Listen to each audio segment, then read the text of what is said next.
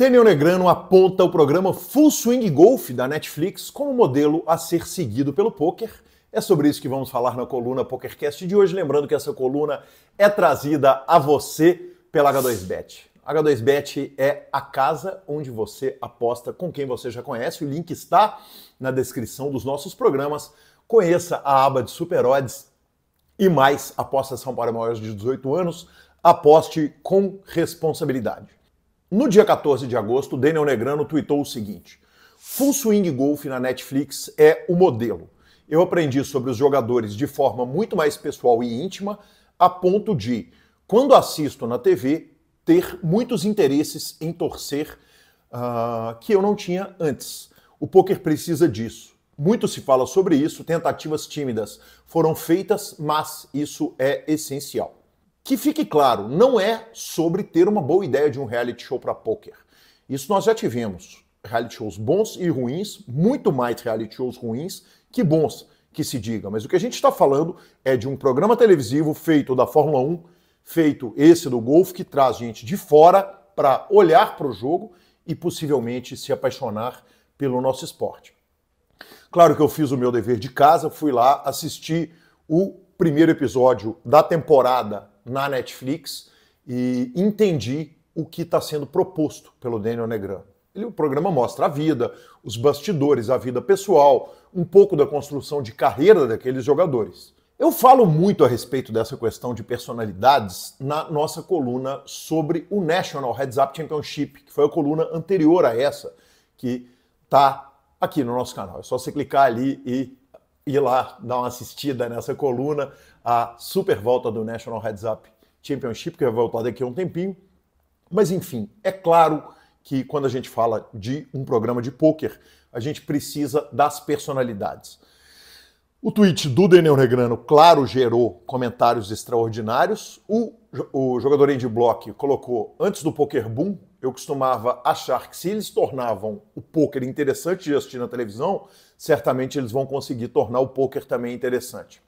O Halárabos Vulgares, das apostas esportivas, jogador grego, falou: eu não poderia concordar mais, falando sobre o Daniel Negrano.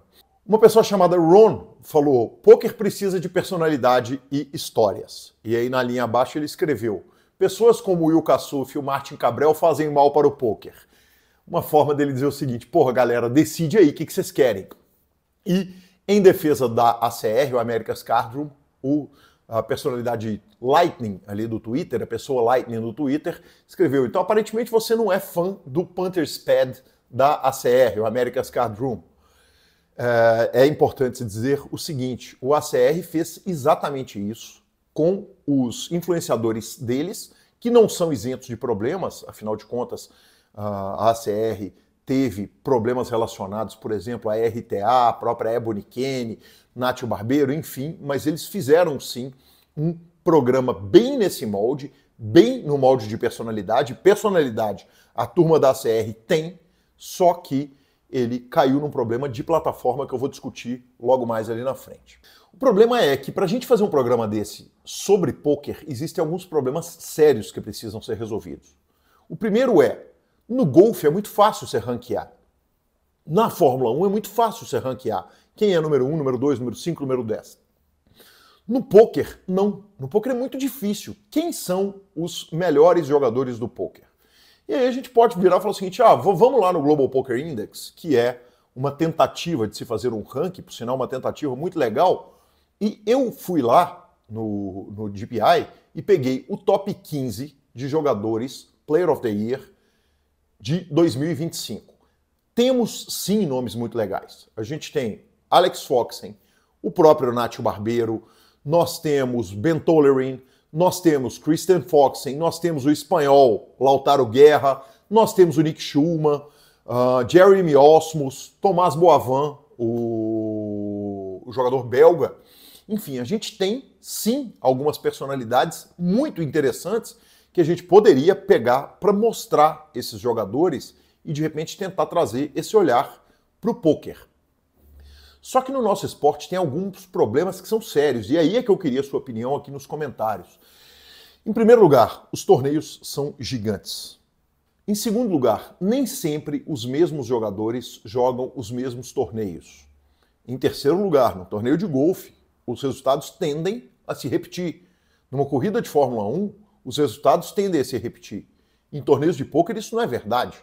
Né? Cada jogador está jogando uma série, uma reta num lugar diferente no mundo. E aí sobra ali, você pode falar, poxa Gui, mas a Triton tem muitas vezes o mesmo campeão, os mesmos campeões, os mesmos jogadores disputando. Sim, mas esses jogadores são poucos e raros. E a gente tem que pensar, quando a gente vai pensar num programa para mostrar o pôquer para o mundo, o que a gente quer mais? Se é personalidade ou se é habilidade. E nem sempre essas duas coisas estão combinadas no mesmo jogador, na mesma pessoa. Um outro problema que existe é como que a gente faz para convencer os jogadores a participarem de um reality show.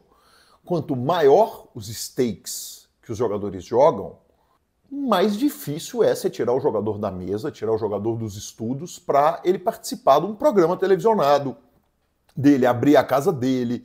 Enfim, isso é difícil realmente no jogo. E no pôquer ainda tem mais uma coisa. Eu costumo dizer o seguinte, é muito bom que a gente tenha bons embaixadores, que quem ganha a WSOP, que quem é o campeão do ano do BSOP, do KSOP, quem é o jogador do ano, que sejam pessoas legais, que representem bem o pôquer. Mas nos outros esportes, o dinheiro que os jogadores ganham, ele vem dos patrocinadores. Então, esses jogadores eles precisam devolver a esses patrocinadores, através da imagem deles, uma parte, pelo menos, dos ganhos, né, que eles recebem ali nas vitórias deles, nos patrocínios, etc. No pôquer, não. No pôquer isso é muito mais difícil, porque os prize pools são formados com dinheiro dos próprios jogadores.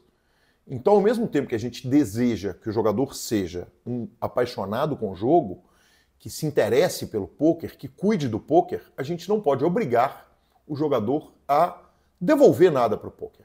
Fundamentalmente, ninguém deve nada ao esporte. Um outro problema que a gente tem, que é um problema muito importante, é o seguinte: se a gente quer fazer uma conversão no estilo Fórmula 1, que muita gente tinha abandonado, nem nunca havia assistido, os americanos não assistiam Fórmula 1, e a série sobre Fórmula 1 gera interesse no público norte-americano no esporte.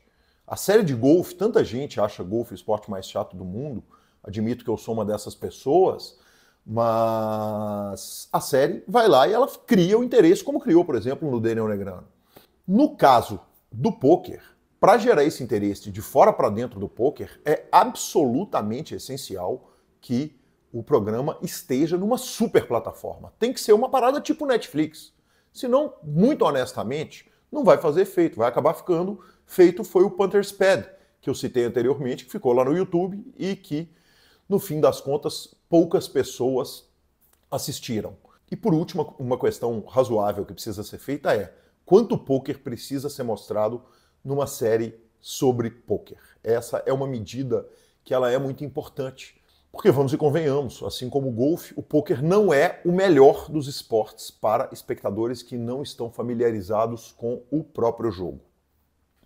Muito mais que uma coluna fazendo afirmações, essa foi uma coluna criando perguntas, para a gente criar uma discussão aqui no nosso canal, no PokerCast, no nosso grupão do PokerCast, principalmente aqui nos comentários desse vídeo. O que você acha? Como fazer o olho das outras comunidades brilharem para o nosso esporte?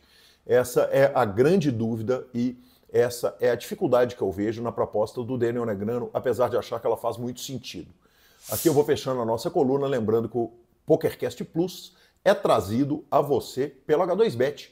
O H2Bet, você sabe, é onde você aposta com quem ajudou a construir o jogo de pôquer, com quem você já conhece, com quem é 100% regulamentado, legalizado, aplicativo próprio para Android e clicando pelo link da nossa descrição e criando sua conta, certamente você estará ajudando o PokerCast e ajudando o nosso projeto e a trazer mais colunas e mais entrevistas. Vamos que vamos, te vejo na próxima coluna PokerCast. Valeu!